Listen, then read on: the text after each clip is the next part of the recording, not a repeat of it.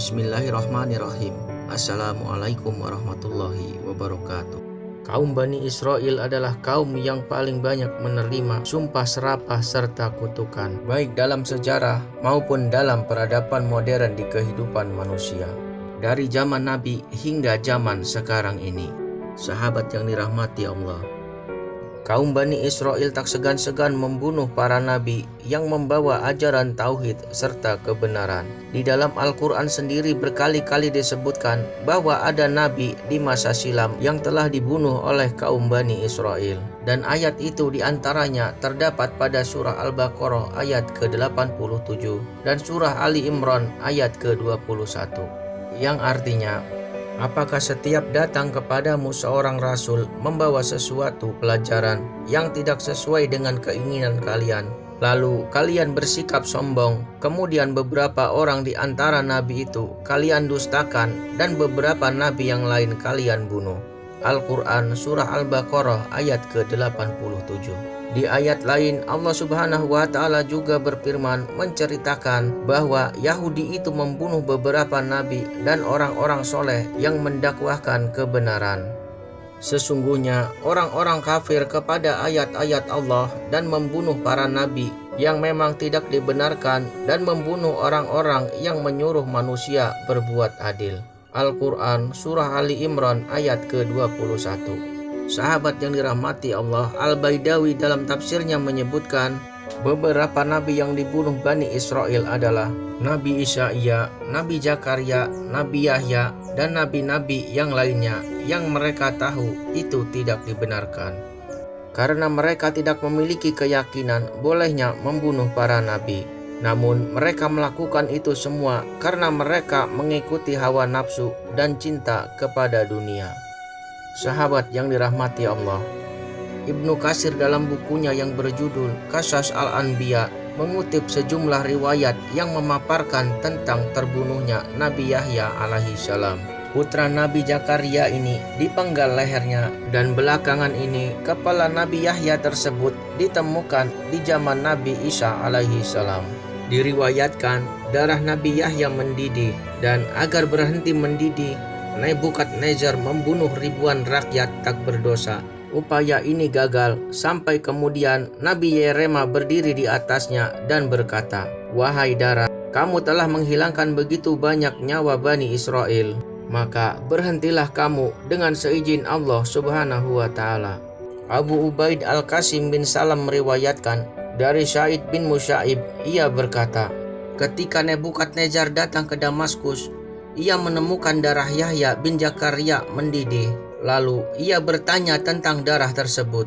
Setelah diberitahukan, lalu ia membunuh masyarakat sekitar untuk meredam didihan darah Yahya. Dan setelah 7.000 orang yang dibunuh, barulah darah itu berhenti mendidih. Sahabat yang dirahmati Allah, Ibnu Katsir menjelaskan isnad riwayat ini sahih sampai Sa'id bin Musaib, dan itu menunjukkan bahwa Nabi Yahya alaihissalam terbunuh di Damaskus. Dan kisah Nebukadnezar itu bermula setelah zaman Isa, sebagaimana yang dikatakan oleh Atta dan Hasan Basri. Wallahu a'lam. Al-Hafiz Ibnu Katsir meriwayatkan dari Walid bin Muslim dari Zaid bin Waqid, ia berkata, "Aku melihat kepala Yahya bin Zakaria ketika Bani Israel membangun masjid di Damaskus.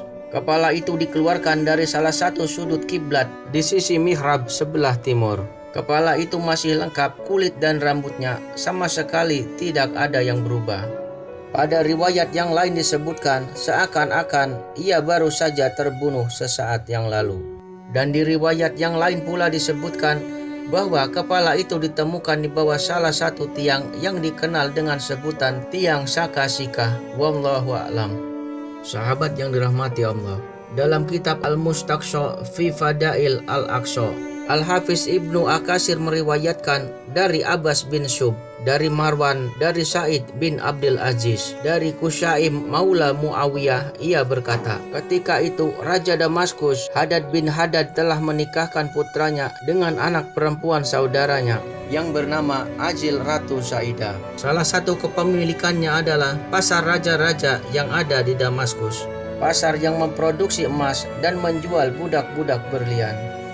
Saat itu anak Raja Damaskus telah bersumpah menceraikan istrinya sebanyak 3 kali.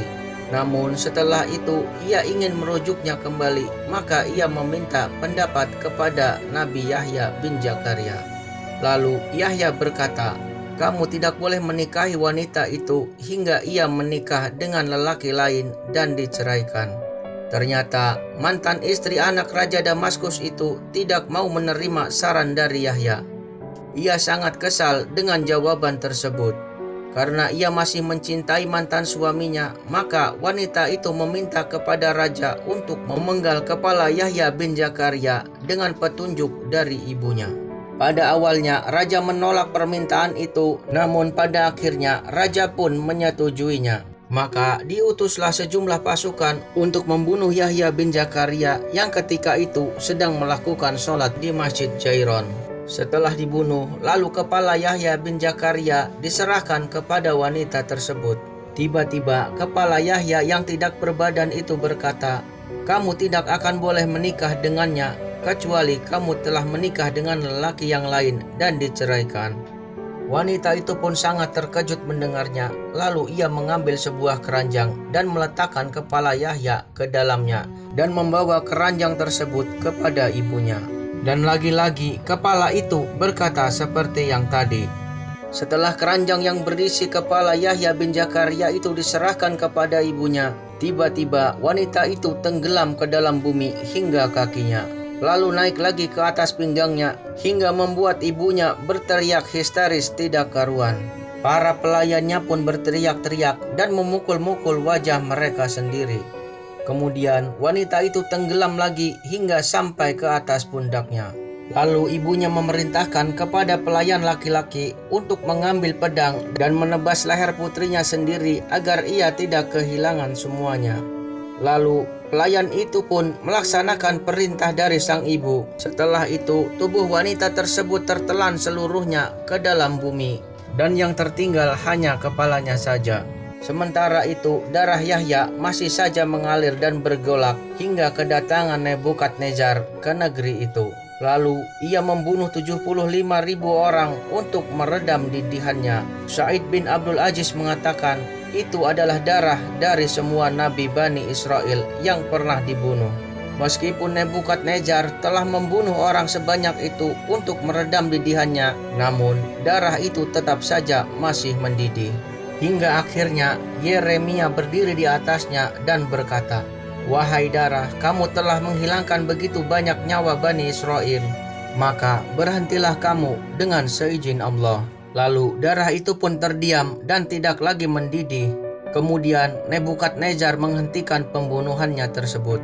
Setelah itu banyak sekali penduduk Damaskus yang melarikan diri ke Baitul Maqdis. Lalu mereka dikejar oleh Nebukadnezar kembali. Di Baitul Maqdis, Nebukadnezar membunuh lagi masyarakat di sana hingga tidak terhitung lagi jumlah yang dibunuhnya. Lalu ia menawan sejumlah tawanan dan kemudian kembali lagi ke Damaskus.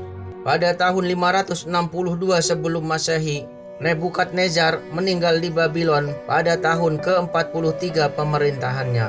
Dan Nebukadnezar meninggal dunia setelah terserang wabah penyakit, dan tahtanya diteruskan oleh putra mahkotanya.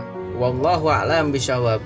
Nah sahabat, benar tidaknya cerita ini mudah-mudahan bisa menambah wawasan dan pengetahuan kita tentang sejarah dibantainya kaum Bani Israel oleh Kaisar Nebukadnezar. Mohon maaf atas segala kekurangan dan kesalahan. Akhirul kalam, wassalamualaikum warahmatullahi wabarakatuh.